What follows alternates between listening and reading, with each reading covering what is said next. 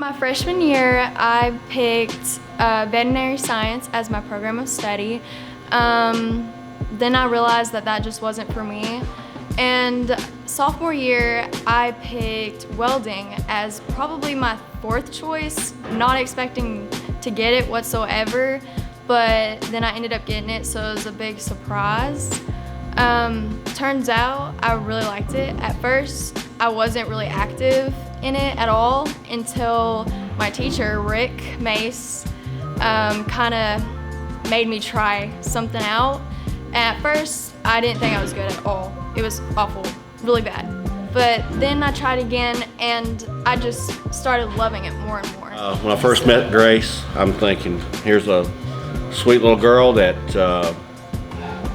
is not gonna make it. You know, she was not welding material. She's too prissy. She's gonna burn her hands. She's gonna quit.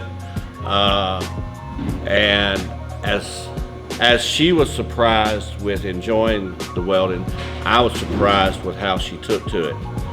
In some words, she was like a duck to water. She come in, showed her one time on certain things. She finally, she got it right off the bat. And from that moment on, it was like a light switch went off. She has blossomed, and she is one of my best students at this point.